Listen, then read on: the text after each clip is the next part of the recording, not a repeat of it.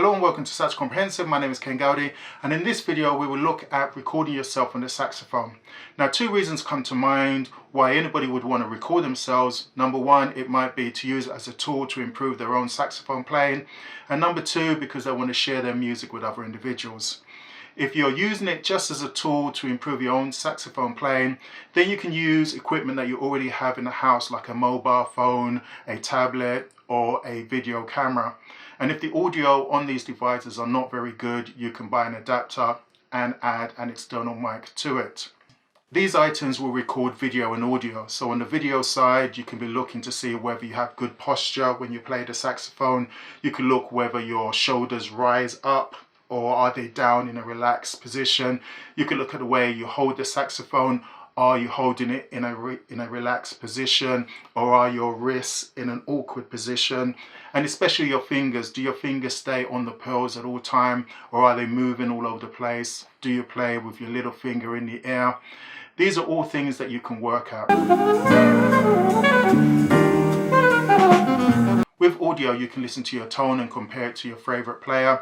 You can listen to see whether you're playing in time to the music or whether you're playing in tune. If you're not playing in tune, are there any particular notes that are always out of tune? For example, when I play with a certain mouthpiece and a certain reed, the C sharp note seems to be out of tune. But if I play it on a different mouthpiece with a different reed, it's in tune. So there are certain things that you can do. If you're recording yourself to upload it, to share your music with other individuals, then you're probably going to need a better mic, an audio interface, and a DAW, a digital audio workstation, which will give you more control over what you are recording. My setup is a Shure SM57 dynamic mic connected to a UR22C audio interface, and my PC is the DAW, the digital audio workstation, using Cubase 10.5 LE, which came with it as part of the audio interface package. Now let's look at the features of this particular audio interface, which will have similar features to other brands of audio interfaces. There are some differences between the UR22 Mark II and the UR22C. The UR22C is a super fast USB 3.0 audio interface with 2 inputs and 2 outputs, capable of handling 32-bit and 192 kHz. The audio interface is powered by a USB 3 cable connected to the computer, or by a 5-volt USB adapter or mobile battery. A switch at the back is used to choose the power options. The power light on the front around the output knob will light up when connected to power. The UR22 has 2 inputs for balanced or unbalanced jack plugs and XLR plugs. There is a gain control knob for input 1 and another for input 2. The phantom power switch on the back can be switched on to send 48 volts to power the condenser or capacitor mics connected to these inputs. When switched on, the phantom power light on the front will light up. The peak light will light up when the input is 3 dBs below the clipping point. So you want the peak light to flash briefly when the input is at its loudest to get the best quality sound recording. The USB light will turn on when the unit is receiving power and communicating with the computer. When input 2 high Z is switched on, it helps with high impedance instruments such as electric guitars or electric bass connected to input 2 only. When a mono switch is turned on, the inputs 1 and 2 are mixed together and sent both to the output and phones, giving a mono output signal. The mix knob adjusts the levels of the input and the signal from the DAW, the digital audio workstation. Using the mix knob does not affect the signal sent to the output.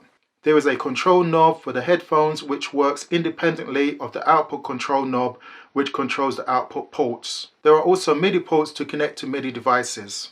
There are lots of mics out there, some of which are very expensive, and they have different types of plugs. You can get mics with USB connectors to connect straight to your computer, while others have jack plugs or LXR connectors. There are 4 main types of mics which you can use for recording the saxophone, which are dynamic, large and small diaphragm condenser mics, also called capacitor mics, and ribbon mics. Dynamic mics works well for recording loud sounds, so could be used for recording drum kits or placed next to the speaker boxes of guitars or basses. They are more focused, so they do not pick up a lot of the background noise or noise to the side of the mic. They have cardioid patterns and they are very robust. Condenser mics are sensitive and able to pick up small changes in sound, and so are good for recording quiet audio or high frequencies.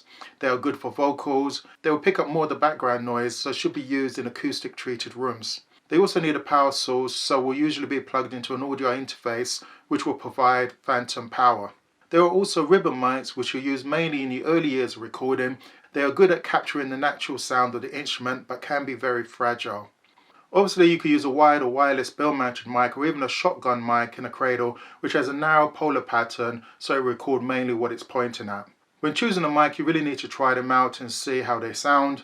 However, don't think that the most expensive mic will be the best for you. When recording the saxophone, if you put a mic on the bell pointing into the bell, you would not record the full range and warmth of the saxophone, but only the notes coming out of the bell. In order to improve upon this, musicians may tilt the bell mic upwards so it's pointing between the bell and the keys. A better way to record is to have an external mic pointing between the bell and the keys. This will ensure that the mic is far away from the saxophone so it does not pick up the key clicks and vibrations of the saxophone, and yet near enough so it does not pick up the background noise in the room. You would have to experiment to find the right position for the mic. Better still would be to have two mics, either the bell mic and another mic, or two external mics, one pointing towards the bell, the other pointing towards the keys. Having two mics will allow you to record a fuller sound of the saxophone. The recording software on the PC will usually be in the form of assigning tracks. So if you're going to record over a backing track, you assign a track for the backing track and assign another one or two tracks for the mics. The reason why you would use headphones is so that you can listen to the music that you're playing along to and not allow the mic to pick up on the backing track. Once you finish recording, you can play back the recording either through the headphones or through the monitor speakers if you've attached them to the outputs of the audio interface. Now that you have the saxophone recorded on one or two tracks, you can add filters or plugins to it to manipulate that sound so it sounds even better. Adding plugins and mixing the saxophone recording with other tracks is a technical process which requires a good ear for music and good technical knowledge. Some of the plugins can be filters, EQ, reverb, compression, delays, and even plugins that will completely change the sound of the saxophone into something completely different. Here is a photo of the saxophone recording showing the frequencies recorded. The Shure microphone has a frequency response from 40 Hz to 15 kHz.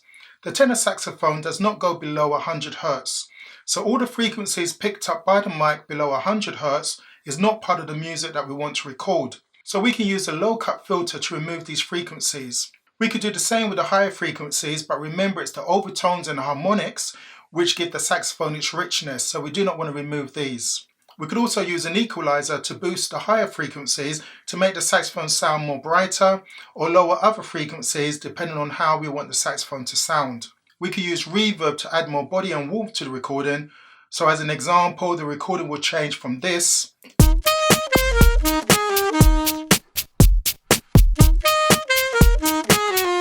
to this.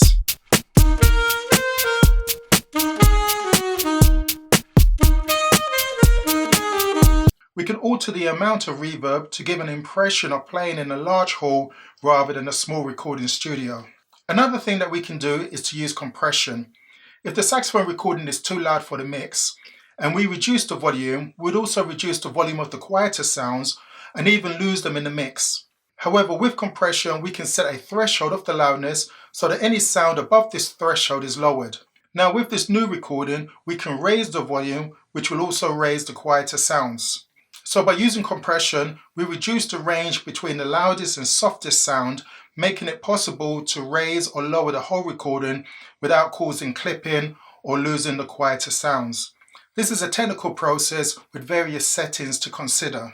There are other plugins which will duplicate the recording and play it in unison an octave lower to add more fullness to the sound, or others which will add delays, chorus effects, and much more. The changes made to the recording by using these plugins will vary, and technicians will use multiple effects on the recording so that it blends well with other tracks. One of the reasons why you may not sound like your favorite artist is because you are listening to their recording with effects while comparing it to your own raw, unaltered sound. If you go on some forums and read the comments of beginner players about recording themselves, you'll find that there are two main questions. Number one, why do I sound so bad on the recording? And number two, how to get rid of saxophone noise, the clicking of the keys or the slapping of the pad on the tone holes. To the first question, the saxophone is designed that the sound will travel forward away from your ears, and because the sound is traveling away from your ears, you do not really hear how you truly sound. The only way you're going to hear how you truly sound is if you practice in front of a wall so that the sound can reflect off the wall back to your ears and you can hear how you really sound. Or if you get one of these deflector products and you connect that to the bell of your saxophone, and that will reflect the sound to your ears. When you record yourself, the mic is placed in front of the saxophone. So as the sound is traveling forward, the microphone picks up that sound and gives a true representation of how you sound. Now, if you don't sound good, then you just have to be realistic and acknowledge that you don't sound very good. So what you need to do then is to listen to the recording and then find out what it is about your recording that you don't like, and then work on those aspects to get your recording to sound better, or to get your playing to sound better. That may involve you playing long tones, that may involve you playing more on the saxophone to strengthen your embouchure. It may mean you adjusting your embouchure. It may even mean you changing your reed strength or your mouthpiece, or the combination of reed or mouthpiece, in order to get your sound sounding better. When you listen to the recording, it may sound totally different than what you expect. Your notes may be thin, they may be going in and out of tune, they may be squeaking, they may be wavering, etc. And as you're playing the saxophone, you don't really hear these things, but the microphone is picking up exactly how you sound. So it's a good thing to record yourself, because then you can record yourself, you can work on getting your sound better, and then you could record yourself maybe 2 months later, and then you can compare it to the first recording and see if you made any progress. So now to the second question: how do you remove saxophone noise from the recording, the clicking of the keys and the slapping of the pad on the tone holes? Well, if you go on forums, there are lots of suggestions about this, some of which are helpful, some of which, in my opinion, are not so helpful.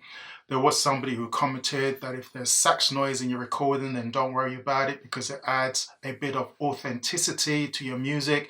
And if you listen to the saxophone greats of old, you listen to their recordings, you'll find that there are saxophone noises on their recordings, and therefore you shouldn't really worry about it. But I think most people today would prefer not to have saxophone noise in their recording, especially if it's very loud, because some of this saxophone noises can be quite loud.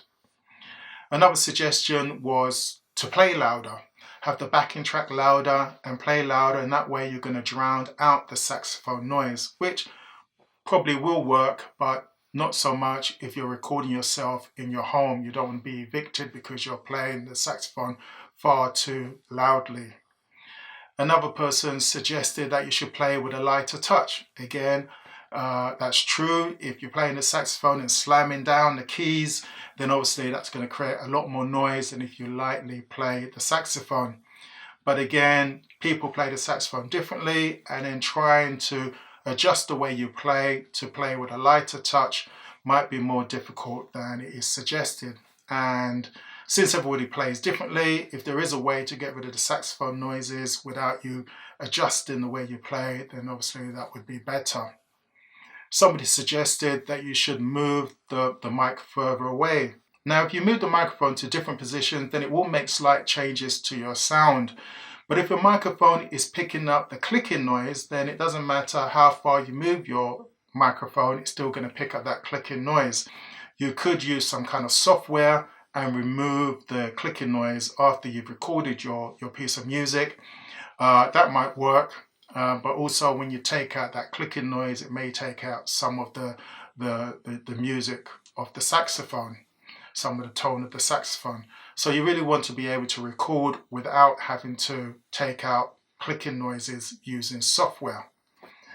I think the best way of removing the clicking noise is by equipment. If you have a better saxophone, or if you have a better mic, then that way you can remove the saxophone noise. Some saxophones are noisier than others. Some have pads which are noisy, some have other pads which are less noisy. Some saxophones are not in good condition, and so when you move the keys, there's this clicking sound. So make sure that your saxophone is in good working condition. The felts and the corks are all in place. Maybe even take it to a technician to see if they can make your saxophone quieter by adding more felts. I have watched several videos where they're comparing mics, bill-mounted mics or external mics, and one particular video I watched, he talked about the saxophone noise being picked up in the recording, and he compared 3 bill mics and 1 external mic, and 2 of the bill mics did not pick up any of the saxophone noise. And remember, a bill mic is connected to the saxophone and therefore more prone to picking up saxophone noises. But these 2 bill mics did not pick up any of the saxophone noise, whereas another bill mic picked up a lot of the saxophone noise. Which means that if you can get bill mics that do not pick up the saxophone noises, then you can get external mics which will not pick up the saxophone noises, because bill mics are basically smaller versions of external mics. So in my opinion, if you want to get rid of the saxophone noises, then either get your saxophone into a better working condition, maybe take it to a technician to make it more quieter, or get a good mic that is designed not to pick up the clicking noise of the saxophone. Well, lastly, let me say thank you for watching this video, and hopefully it was helpful and informative. And if it was, then give it a like as usual and share with your friends. And if you're not yet a subscriber to this channel, then consider subscribing to this channel. And if when recording your saxophone you found that you had a lot of saxophone noises and you were able to solve the issue, then let us know in the comments how you managed to overcome these saxophone noises. Or if your recording system works perfectly and it doesn't pick up any of the saxophone noises, then let us know what kind of mic you're using or what is your setup. Or if when you're recording, when you played it back, sound totally different than what you expected, then let us know in the comments. We want to know about these things. And I shall see you soon. Goodbye.